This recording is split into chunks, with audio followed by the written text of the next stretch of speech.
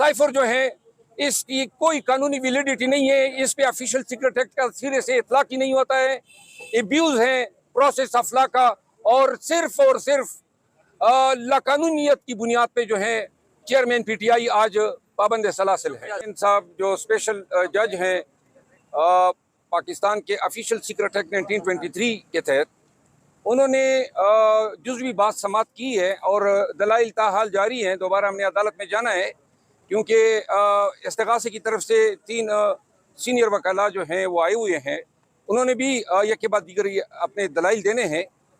जो जज साहब ने आज हमारी बात समात होने के बाद 2 सवालात फ्रेम किए जो उन्होंने प्रोसिक्यूटर से पूछे हैं। उसमें पहला सवाल ये है कि दफ़ा 5 ऑफिशियल सीक्रेट एक्ट 1923 के इतलाक के लिए ज़रूरी है कि किसी दुश्मन मुल्क को मालूमात दी गई हो, और दूसरा जो मालूमात हैं या इंफॉर्मेशन जिसको साइफर कहा जा रहा है वो गैर कानूनी तौर पर एक खुफिया क्लासिफाइड जो इंफॉर्मेशन है वो शेयर की गई हो। अब जहाँ तक क्लासिफाइड इंफॉर्मेशन का ताल्लुक है, पाकिस्तान की उस वक़्त की काबीना ने इसको डी क्लासिफाई किया था साइफर के पैराफ्रेजिंग को, नंबर 1। नंबर 2 बात कि जब ये साइफर 3 मार्च को आया था, इसके बाद सबसे पहले ये एपेक्स सिक्योरिटी कमेटी में पेश किया गया जिसमें तमाम सर्विसेज चीफ्स थे।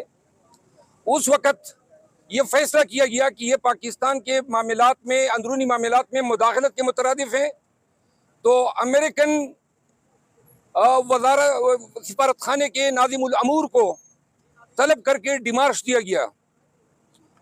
डिमार्श देने का मतलब ये है कि हुकूमत और उस वक़्त की इस्टेब्लिशमेंट इस पेज पे थे कि जो साइफर हैं वो पाकिस्तान के अंदरूनी मामलात में मुदाखलत के मुतरादिफ हैं।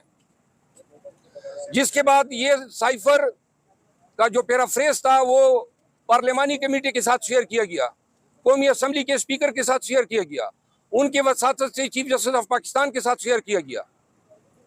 जब कासिम सूरी की जजमेंट आई, कासिम सूरी की रूलिंग पे, तो सुप्रीम कोर्ट ने ये साइफर अपने फैसले में मुकम्मल डिस्कस किया। उस वक़्त रियासती वकला का कतई ये दलील नहीं थी कि साइफर जो है वो किसी दुश्मन मुल्क के साथ शेयर किया गया है या साइफर जो है वो क्लासिफाइड दस्तावेज हैं, और सुप्रीम कोर्ट ने अपने फैसले में इन अमूर पे मोहर सबत की हुई है। आज जो है 1 साल और 4 माह के बाद उसी साइफर को उन्होंने एक दूसरा मौक़िफ़ जो है के साथ पेश किया है, इसको ताज़ीरी जुर्म बना दिया है, और जिसमें इन्होंने इमरान खान साहब को जो है 1 माह और 10 अयाम से नज़रबंद किया हुआ है। आज जज साहब के जो कमेंट्स थे उनसे तो ये बदियो नज़र में नज़र आ रहा था कि गोया वो कायल हो चुके हैं कि साइफर जो है इसमें कोई जान नहीं है और ये एक ढकोसला है। लेकिन जो ये ताख़ीर हुई ज़मानत में, बार बार तातीलात हुई, 2 दफ़ा जज साहब बिला जवाज़ बग़ैर किसी कानून के अटक में गए और जुडिशल रिमांड की प्रोसीडिंग की, और ये तमाम हमने चैलेंज किए थे।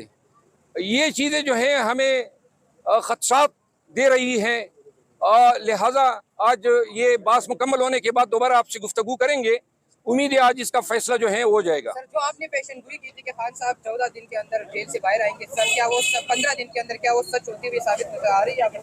जी, साइफर केस की हद तक अगर कानून का जहाँ तक ताल्लुक है और इंसाफ का, हम तो वकील हैं, केस की नब्ज़ देख के बता देते हैं कि केस में कितनी जान है। तो ये जो केस है ये इस तरह का केस है जिस तरह इन्होंने अली वजीर पे अभी बनाया था कि जी अली वजीर के खिलाफ टेरर फाइनेंसिंग का केस था, और फाइनेंसिंग का केस ये बनाए कि ए ने बताया कि बी ने सी को से पैसे लेकर डी को दिए, और ये रकम जो थी पीटीएम ने जो है टेरर फाइनेंसिंग में यूज़ की। रकम जो बरामद हुई है मज़ाक खेज है वो 7,000 रुपये हैं। तो इस तरह के केसेस अगर दर्ज होंगे तो फिर मजाक तो उड़ेगा।